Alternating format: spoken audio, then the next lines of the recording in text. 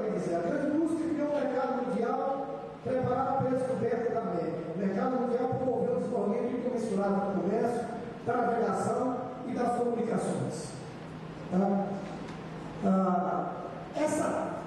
Essa busca por novos caminhos para retornar o comércio com o Oriente, ele vai ter uma importância crucial no mundo, porque ele vai forçar a busca de novas tecnologias para navegações, ele vai conseguir encontrar um caminho alternativo para continuar mantendo o comércio com o Oriente, e ele vai fazer com que a Europa adquira conhecimentos sobre determinadas matérias-primas, e vai possibilitar a ela, Europa, ter a condição de dominar e de conquistar outros povos. E também, claro, a facilidade que passa a ter de comunicação a partir da expansão marítima. Né? Por isso que nós estamos falando de facilidade de comunicação em uma época em que o meio de transporte mais importante é o navio elétrico. Né? Portanto, já era uma transformação importante. Né? E a partir dessa descoberta e da necessidade que vai surgindo, né, de se buscar novos caminhos, novas tecnologias, novas matérias-primas, novos tipos de indústria, nós vemos aí por trás de tudo isso uma classe que vai suplantando a pobreza, vai acumulando riqueza a partir exatamente do controle efetivo desse comércio, e essa classe vai aos poucos se tornando a classe dominante do tempo. Uma classe que tem uma visão diferente, completamente diferente daquela que marcou o período medieval. É uma classe que carrega uma ambição. Ela carrega um elemento motivador, a possibilidade de, a partir da troca e venda de mercadorias, acumular riquezas e angariar com isso poder. Diferente do período medieval, onde isso havia um impedimento em função do controle da igreja, e que considerava usura, ganância, portanto pecado, toda aquela possibilidade de acumulação de riqueza. A burguesia suplanta isso, ela vê no comércio, na troca de mercadoria, depois na produção de mercadoria, a condição para a sua ascensão, para conquistar mais e mais e sempre mais riqueza. Então ela percebe que produzir cada vez mais mercadorias e ter um mercado para isso é a condição de ela enriquecer cada vez mais. Portanto, ela surge com uma opção desmesurada, com uma opção que até então não se conhecia, né, na história. Porque a nobreza é uma classe parasitária. Embora a nobreza quisesse viver dentro da riqueza, ela é uma classe parasitária. Ela vivia da produção simples do campo, do filho. Não havia nem essa iniciativa de procurar investir cada vez mais, acelerar os meios de produção, criar novos meios de produção, facilitar o desenvolvimento da produção. A burguesia surge com uma mentalidade diferente. Então é por isso exatamente que Marx, na primeira parte do manifesto, o Marx, antes de fazer a crítica ferrenha ao que pretendia a burguesia, ele elogia a burguesia, ele faz elogios à burguesia, ao caráter revolucionário da burguesia. As transformações espetaculares que a burguesia vai fazer e a capacidade que ela vai ter de fazer isso em um tempo cada vez mais curto.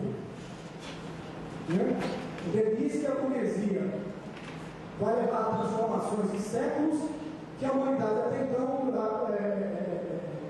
havia demorado milênios para fazer. E é exatamente por isso que ele vai destacar esse caráter revolucionário da burguesia. Bom, posto isso, ele vai, evidentemente, apontando os malefícios que seria para a humanidade a continuidade daquela lógica que era apresentada naquele momento.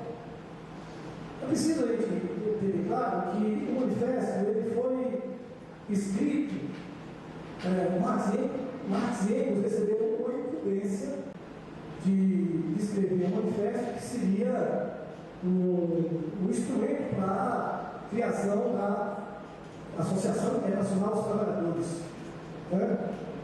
Os comunistas, né? E eles até demoraram, né, a terminar de produzir esse manifesto. Eles foram muito cobrados por isso, né?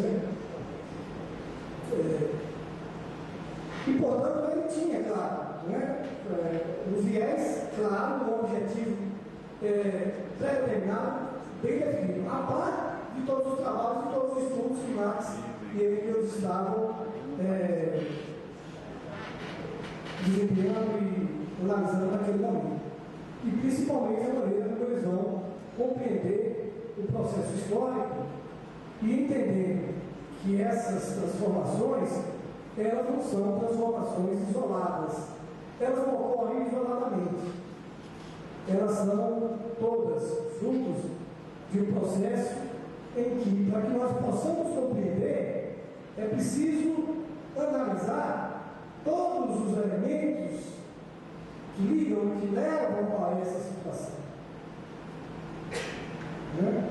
Então, por isso que, para poder compreender a ascensão da burguesia, ele vai fazer uma análise, uma avaliação de como se deu até então aquele processo histórico.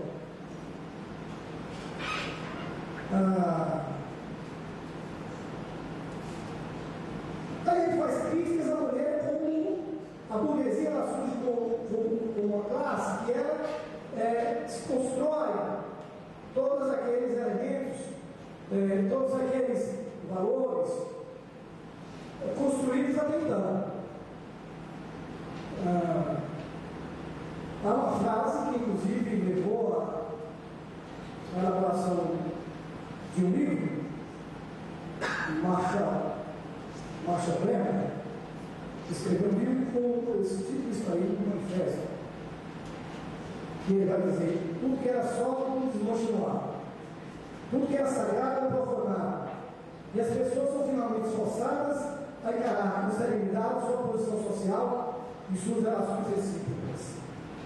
Portanto, tudo que até então era tido como determinada verdade, né, a burguesia ela vai apresentar outras formulações, outras elaborações e desconstruir tudo aquilo que principalmente vinha como uma ideologia trazida do período medieval. O que era sagrado vai ser profanado, determinadas ideias apresentadas, principalmente sob o controle da Igreja Católica, ela vai ser posta abaixo. Aí esse de novas religiões que vão surgir e que vai se encaixar perfeitamente dentro dos objetivos e dos interesses do que queria a burguesia, se contrapõe àqueles valores que haviam até então. Então a Europa ela vai passar a conviver com outras concepções ideológicas e com outras culturas que não somente aquelas apontadas pela Igreja Católica, e vai facilitar de forma considerável a consolidação da ideologia burguesa.